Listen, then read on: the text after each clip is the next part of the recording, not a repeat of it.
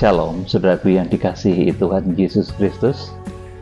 Tanggal 20 Agustus 2023, saya akan sampaikan satu pesan kepada saudara tentang pembukaan rahasia firman Tuhan. Saudara yang dikasihi Tuhan, di akhir zaman ini di mana gejolak dosa semakin merajalela, kejahatan di mana-mana, bencana mulai terjadi, perang juga terjadi di mana-mana. Saudara, kemudian banyak orang yang berkata, untuk menyambut kedatangan Tuhan itu yang penting siap-siap, siaga, berjaga-jaga. Yang penting siap kapanpun saat pengangkatan itu tiba. Saudara, dengan seolah-olah kemudian mengabaikan tentang detail kronologis kitab Wahyu maupun pewahyuan yang benar dari Tuhan. Saudara, kata-kata tadi yang berkata yang penting itu kan siap-siap, siaga, berjaga-jaga. Yang penting itu kan saudaraku, siap siaga. Kapanpun saat pengangkatan itu terjadi, itu kita siap. Nah, saudara, saya beritahu ini ya. Ini kata-kata yang seolah-olah bijaksana. Seolah-olah bijaksana. Tetapi sebenarnya asal ngomong. Biar kelihatan indah. Biar kelihatan menarik. Padahal mereka sebenarnya tidak ngerti cara bersiap-siapnya itu seperti apa. Saudara, berbagai macam persiapan untuk satu event itu persiapannya beda-beda ya. Saudaraku, ini siap menyambut masa pengangkatan. Itu gimana? Kok ngomongnya yang penting kan siap, yang penting kan siap. Siapnya itu gimana? Saya beritahu saudara, untuk berbagai macam event itu persiapannya beda-beda, saudaraku. Ini dalam hal lahiriah saja. Misalkan orang siap untuk lomba lari cepat, itu ya siapnya itu jongkok, satu lutut di tanah di bawah, kemudian dua tangannya bersedia siaga di kanan kiri. Itu siapnya orang mau lari, itu kayak gitu, saudaraku. Kemudian siapnya orang untuk bangun rumah, yuk kita siap bangun rumah. Itu juga beli material-material yang bagus, kemudian cari arsitek yang handal, kemudian juga cari tukang yang bagus, yang bisa dipercaya. Bangun tabernakel pun juga begitu dulu, saudaraku, nggak waton siap, yang penting siap. Nanti kan Musa bikin tabernakel, tidak semuanya ada persiapannya. Bangsa Israel disuruh mengumpulkan persembahan untuk membuat tabernakel, yang memang bikin tabernakel itu mahal, saudaraku. Dari pintu gerbang, kemudian pelataran, kemudian ruang kudus itu sudah emas semua, saudaraku, sampai ruang Maha Kudus mahal. Itu harus persiapan. Nah, kalau untuk kedatangan Tuhan kok orang ngomongnya yang penting itu siap. Siapnya tuh gimana? Seperti orang mau lari, seperti orang mau bangun rumah, saudaraku. Jadi saudara harus ngerti hal ini. Nah, siapnya orang yang mau lomba bela diri, misalkan taekwondo, karate, itu ya latihan fisik, pukulannya harus tepat, tendangannya harus kuat, harus tepat, saudaraku. Kemudian kalau dia menangkis serangan juga harus tepat, saudaraku. Itu persiapan tuh beda-beda. Kemudian siap, misalkan orang mau beli mobil, siap beli mobil, ya harus nabung dulu sampai uangnya cukup untuk beli mobil, saudaraku. Nah, kemudian misalkan lagi untuk event pernikahan, orang mau nikah, itu juga harus siap menjaga penampilan, kemudian rajin belajar etika yang baik, sopan santun, tata krama. Saudaraku, itu etika orang yang mau menikah, persiapan orang yang mau menikah. Nah, saudaraku, kalau zaman Nuh ini siap mau ada banjir, itu Nuh ya bikin bahtera. Saudaraku, jadi persiapan itu harus diwujudkan dalam satu tindakan. Ada model, role model tertentu, ada sesuatu yang harus dikerjakan menurut petunjuk Tuhan.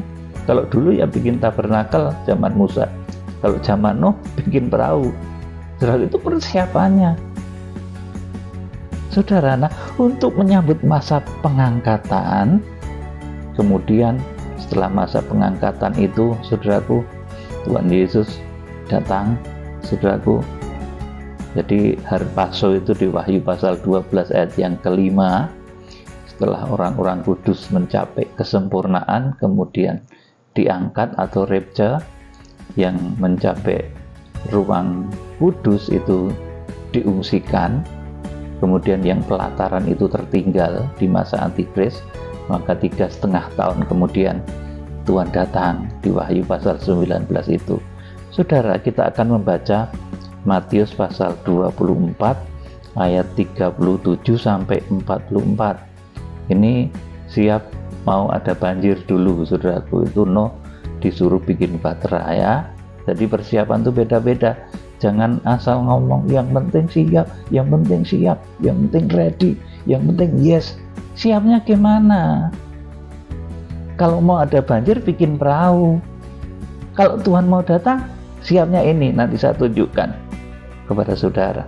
Kita akan baca Matius 24 ayat 37 sampai 44. Sebab sebagaimana halnya pada zaman Nuh, demikian pula halnya kelak pada kedatangan Anak Manusia. Sebab sebagaimana mereka pada zaman sebelum air bah itu makan dan minum, kawin dan mengawinkan, sampai kepada hari Nuh masuk ke dalam bahtera, dan mereka tidak tahu akan sesuatu sebelum air bah itu datang dan melenyapkan mereka semua. Demikian pula lah kelak. Demikian pula lah halnya kelak pada kedatangan Anak Manusia. Pada waktu itu, kalau ada 2 orang di ladang, yang seorang akan dibawa dan yang lain akan ditinggalkan. Kalau ada 2 orang perempuan sedang memutar batu kilangan, yang seorang akan dibawa dan yang lain akan ditinggalkan. Karena itu berjaga-jagalah, sebab kamu tidak tahu pada hari mana Tuhanmu datang. Tetapi ketahuilah ini, jika tuan rumah tahu pada waktu mana pada malam hari pencuri datang, sudahlah pasti ia berjaga-jaga dan tidak akan membiarkan rumahnya dibongkar. Sebab itu hendaklah kamu juga siap sedia, karena Anak Manusia datang pada saat yang tidak kamu duga. Saudara, ayat ini juga bersesuaian dengan satu ayat lain yang mengatakan bahwa kalau orang yang berjaga-jaga itu Tuhan tidak akan datang seperti pencuri. Saudaraku, bagi orang yang berjaga-jaga, bagi orang yang siap, saudaraku, nah siapnya orang menyambut kedatangan Tuhan itu piye? Kalau siapnya orang mau balapan lari ya jelas jongkok tadi, start, mengambil sikap jongkok, tangan di kanan dan kiri, kemudian siap untuk lari. Orang mau bikin rumah, persiapannya gimana? Ya kumpulin material-material, undang ahli bangunan, saudaraku, kemudian pilih tukang-tukang yang bagus.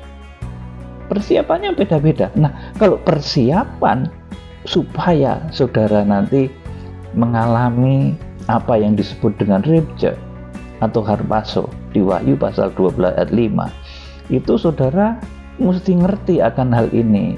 Saya mencatat ada beberapa hal. Ini cara kita itu siap. Jadi kalau tadi saudaraku balapan lari itu siapnya jongkok, ya saudaraku, kemudian tangan di kiri kanan, kemudian siap, ya tor gitu, apa namanya, aba-aba dari pistol itu, tor, siap lari. Saudaraku, kalau orang mau berlaga di pertandingan misalkan bela diri, dia harus siap, pukulannya harus tepat, tendangannya harus keras tepat. Saudara, kalau orang mau bangun rumah, maka dia harus siap bahan yang bagus, undang arsitek yang pinter, kemudian juga undang tukang-tukang yang berpengalaman. Saudaraku, tabernakel juga gitu. Nah, saudara, ketika saudara akan menyambut masa pengangkatan, itu siap-siapnya gimana? Saya beritahu saudara, ini cara siapnya bukan saudara jongkok kemudian lari, bukan saudara ngumpulin material-material bangunan, bukan. Beda siapnya itu. Makanya jangan asal bilang siap. Siapnya itu gimana? Ini sesuatu yang dahsyat. Untuk bangun rumah aja persiapannya begitu detail, apalagi ini untuk pekerjaan Tuhan. Saya mencatat beberapa hal penting yang harus saudara ketahui untuk siap-siap, berjaga-jaga siaga. Itu apa? Cara menyambut masa pengangkatan itu, cara siapnya itu piye gitu, saudaraku. Aja waton ngomong siap, saudaraku. Jadi yang saya akan beritahu kepada saudara, ini cara menyambut masa pengangkatan. Yang pertama, saudara, ini memahami tanda zaman. Jangan sampai kita seperti orang Farisi dan Saduki yang rupa langit tahu kita bedakan. Kita bisa ngerti mau ada gerhana, mau ada gerhana matahari, gerhana rembulan. Saudara, kita ngerti. Tetapi ketika harus mengenali tanda zaman, kita nggak paham. Nah, tanda zamannya itu apa? Tuhan tuh sampai ngomong rupa langit. Rupa langit itu apa tuh, saudara? Ada matahari, bulan, bintang, awan, saudaraku. Nah, Tuhan ngomong keras kepada orang Farisi dan Saduki. Mereka bisa tahu rupa langit secara lahiriah, tapi tanda zaman itu tidak. Nah, di akhir zaman, saudaraku, saudara harus memahami tanda zaman. Munculnya 7 bintang, hamba Tuhan yang akan dipakai sebagai eksekutor, pelaksana dari kegerakan kitab Wahyu, pelaksana dari apa yang tertulis dalam kitab Wahyu, penghukuman 7 meterai, 7 sangkakala, 7 cawan murka Allah, itu yang mengerjakan 7 bintang. Makanya kitab Wahyu itu nggak akan bisa dibuka bagaimanapun juga rahasianya kalau saudara nggak kenal tentang 7 bintang. Kemudian munculnya tokoh malaikat sang surya, Wahyu pasal 10 ayat 1 sampai 4. Karena mereka itu kunci dan pelaksana utama dari kegerakan kitab Wahyu, saudaraku. Jadi saudara ngerti, ini yang dimaksud tanda zaman. Kalau orang Farisi dan Saduki itu paham tanda matahari, tanda bulan, tanda saudaraku, rupa langit. Matahari, bulan, dan bintang itu paham, tapi tanda zaman yang ada di balik rahasia matahari, bulan, dan bintang itu nggak ngerti. Nah, di akhir zaman ini terbukalah rahasia ini tentang munculnya 7 bintang, munculnya malaikat matahari, munculnya tanda rembulan menjadi darah. Saudara yang dikasih Tuhan, ini yang pertama. Jadi memahami tanda zaman, memahami munculnya 7 bintang, memahami munculnya malaikat sang surya, karena mereka itu kunci dari pelaksana utama kegerakan kitab Wahyu. Kemudian yang kedua, saudaraku, siapnya itu gimana untuk menghadapi masa pengangkatan itu? Mengalami penyucian dan pendamaian dari dosa-dosa. Tiap hari, saudaraku, kita itu tak luput dari dosa, cacat, celah, hina, khilaf, dan lain sebagainya. Kita harus melakukan penyucian dari hari ke hari dengan memanfaatkan kuasa korban Kristus. Karena memang tiap hari nggak ada manusia yang saat ini itu sempurna gitu, nggak ada dosanya, itu nggak ada. Sehebat-hebatnya manusia itu sehari pasti ada khilafnya, cacat celahnya. Oleh karena itu harus manfaatkan korban Kristus, menjunjung tinggi korban Kristus, saudaraku, sehingga bisa memerangi berbagai macam cacat celah tadi. Saudara yang dikasih Tuhan, jadi yang kedua ini mengalami penyucian dan pendamaian dari dosa-dosa. Ya, ini cara persiapan yang kedua. Kemudian cara persiapan yang ketiga, saudaraku, ini dengan memahami kitab Wahyu yang benar. kitab wahyu yang ditunjukkan melalui pewahyuan yang benar, melalui pewahyuan hamba-hamba Tuhan yang memang ditunjuk untuk memberitakan, untuk menyampaikan kitab wahyu. Jangan tinggi hati. Kalau sesuatu yang benar itu ya dengarkan, saudaraku. Meskipun mungkin kegerakan atau pemberitaan tentang kitab wahyu itu munculnya dari tempat yang sederhana seperti Bethlehem. Kalau itu kebenaran, dengarkan, jangan keraskan hati. Jadi ini yang ketiga, harus memahami kitab wahyu dan pewahyuan dengan benar. Detail kronologinya itu saudara harus ngerti. Ini kalau mau menyambut masa pengangkatan, jadi saudara harus ngerti rahasia kitab wahyu itu. Ini persiapan, cara kita siap siaga itu seperti itu. Jangan waton asal yang penting kan siap gitu. Siap mungkin piye saudaraku. Wong Tuhan mau datang kok siapnya jongkok, ya keliru. Tuhan datang kok persiapannya belanja bangunan, ya keliru saudaraku. Saudara yang dikasih Tuhan. Kemudian yang keempat, ini cara kita bersiap menghadapi masa pengangkatan. Itu hidup menjadi bait suci yang terukur. Artinya apa? Bait suci yang terukur itu bait suci sebelah dalam. Bait suci sebelah dalam itu apa? Isinya ruang kudus dan ruang maha kudus. Jadi minimal kalau saudara diselamatkan dari masa antikris, itu rohani saudara itu minimal sampai kepada ruang kudus, atau kalau bisa ruang maha kudus. Kalau saudara ruang kudus yang ditandai dengan saudara punya persekutuan dengan Roh Kudus, saudara memiliki persekutuan erat dengan firman, saudara memiliki jam-jam doa, saudara itu berada di ruang kudus. Nanti ketika Wahyu pasal 12 ayat 6 dan ayat 14 digenapi, saudara akan diungsikan ke satu tempat seperti Filipus itu. Theogo itu namanya, selama 1260 hari untuk disempurnakan di satu tempat yang disediakan oleh Allah yang namanya padang belantara pengungsian atau eremos. Saudara, kemudian kalau pada saat itu saudara mencapai rohani ruang maha kudus, saudara akan harpaso, langsung dibawa lari kepada Allah dan tahtanya. Nah, kalau saudara kanak-kanak rohani pelataran, kitab Wahyu pasal 11 ayat 1 dan 2 katakan, saudara akan tertinggal. Makanya saudara harus siap-siap. Cara siapnya itu seperti itu. Jadilah bait suci. Minimal saudara itu mencapai rohani ruang kudus, memiliki tanda meja roti sajian, pelita emas, dan mezbah dupa. Memiliki tanda dalam hidup ini, dia penuh dengan Roh Kudus, dia penuh dengan firman, cinta firman. Saudaraku, kemudian dia juga bisa menyembah di dalam roh dan kebenaran. Ini tanda yang cara yang keempat, cara untuk menyambut masa pengangkatan. Saudaraku, kemudian yang kelima, ini menunggu kairosnya Tuhan dijalankan dan berita pengangkatan itu disuarakan. Ini Wahyu pasal 10. Jadi nanti hari, tanggal, bulan, tahun itu nanti akan diberikan pewahyuan oleh Tuhan, seperti halnya ketika banjir besar itu terjadi atas bumi, seperti ayat yang tadi kita baca. Noh itu 7 hari sebelumnya dikasih tahu. Demikian pula saat harpaso, saat pengungsian, saat masa antikris itu akan diberitahu. Tuhan tidak mencela-mencela dalam perkataannya.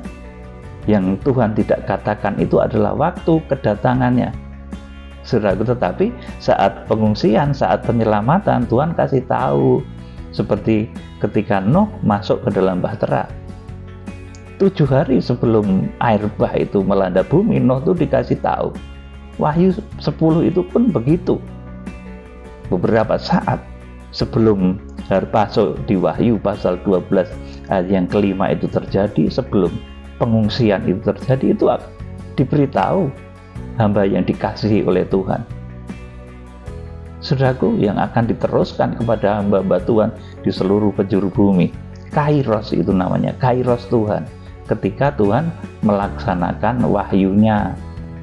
Nah, saudaraku, di dalam kisah Rasul itu murid-murid bertanya, Maukah Tuhan pada saat ini Engkau memulihkan kerajaan bagi kami? Tuhan katakan mengenai Kairos, Engkau tidak perlu tahu, tapi Engkau akan menerima kuasa. Kapan menerima kuasa?